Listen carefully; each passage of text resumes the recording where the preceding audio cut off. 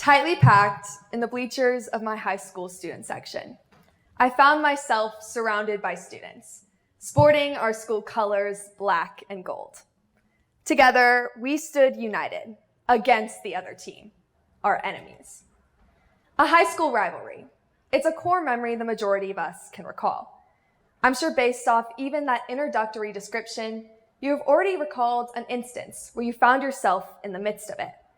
This relatability proves high school and these rivalries to be a shared experience. You sit in the student section, cheering as loud as you can, or playing the game, giving it your all as you fight to prove your school's superiority. Today, it is in such rivalries that we explore this question. So, whether you're a student currently in high school, an adult whose years have already passed, or are awaiting your time in the school's halls, high school carries a certain consistent narrative of nostalgia, community, and rivalry. Such rivalries ingrained in our time at high school have left us with the perception that the students across the field are our enemies and nothing more. I too fell into this belief until I made a connection with one of those students, and I realized they weren't my enemies. Rather, they were my peers. Peers with similar relationships, struggles, and experiences as me. It was in that connection that I recognized the power of reshaping the rivalry. As student council president, I constantly find myself trying to figure out ways to unite the student body and increase and help benefit the students around me. It was in those connections that I recognized the potential that lie across the field. So today, we're going to explore the power of inter-high school relationships.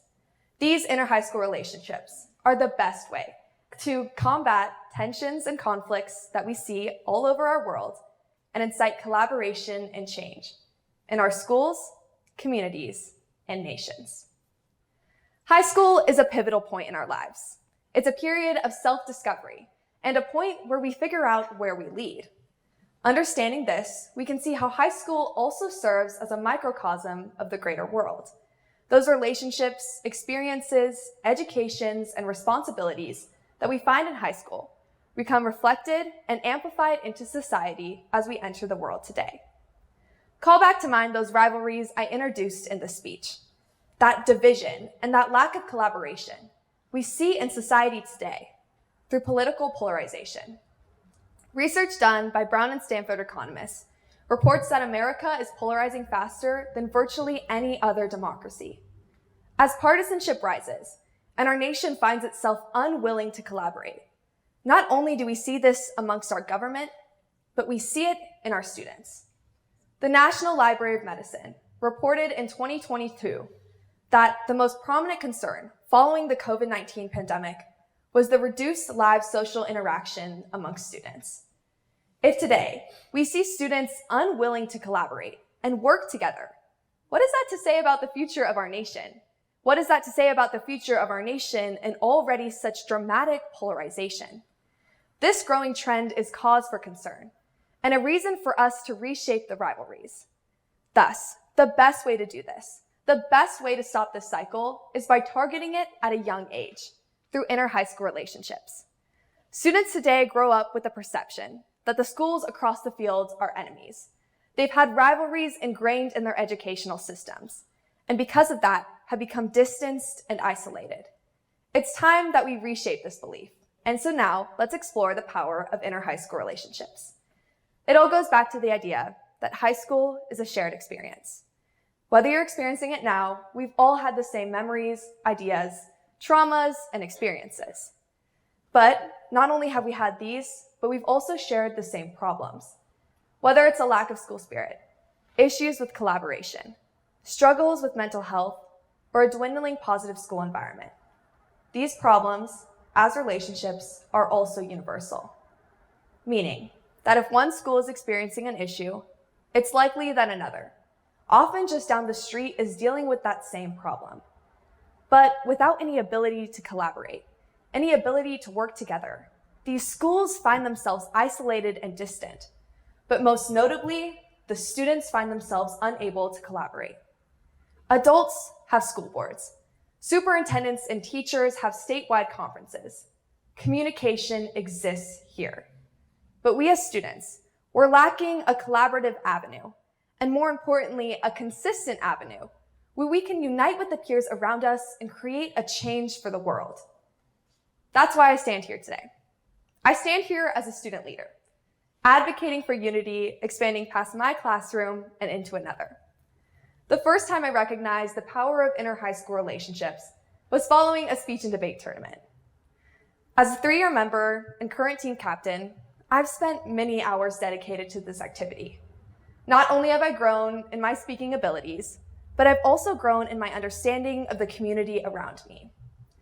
Initially, I used to enter these competitions, look at the cafeteria full of students anxiously practicing their speeches, and all I saw were my competitors. I wanted to avoid collaboration at all costs, and I wanted distance. Until I overheard a conversation from a student discussing her involvement in local group organization Babe Vote, a group dedicated to bringing students together to help increase involvement in government and voting. Instead of seeking distance, I sought discussion. And now, today, I work side by side with that student, helping to increase the power of the voice of youth in government. Not only did that collaboration help me find my newfound passion for politics, but it showed me what I wanted to do in the future, political science, and even gave me the opportunity to be here today. By looking at my personal experience and understanding the power of inter-high school relationships, we can see the impact they can have in our communities. It took just one relationship, one time when I sought discussion rather than distance, that allowed me to find a newfound passion and ability to share my thoughts with the people around me. So students all across our state and nation can work together. We can work to address those issues of polarization we see today. It'll generate a newfound perspectives, newfound diversity amongst students, and will allow them to understand how to collaborate in the interconnected global society they find themselves within. It is in this that we truly can create a change for our world. So now that we understand the power of inter-high school relationships, it's time we figure out how we can amplify this in our communities. The first way to do this is by using the tools that we already have. Virtually every high school across our nation has a student council, or a group of student leaders dedicated to leading the school. By creating a relationship amongst these already existing student leaders present in high school, we can take an existing entity and build off of it. This will allow us to have meetings similar to that as a school board. With adults who help make this possible, we can have students organize or meet monthly or every other month in order to work together to create collaboration not only in their own schools, but across the world. Vivid Roots, a local nonprofit organization dedicated to providing clean water access to those in underserved communities, serves to prove an example of how those inter-high school relationships can impact the nations around us. I first started working with Vivid Roots last year as a part of their Changemakers program. This program encourages students to host local school fundraisers to raise money for an underserved community. Mine was in Guatemala City. But not only did it do this, but it did it across a variety of high schools. So I find myself with other students with a similar goal, working together to help a community. I was able to reach out with students from Boise High, Eagle High, and others to gain fundraising techniques that ultimately maximize the collective potential of my own fundraiser and theirs.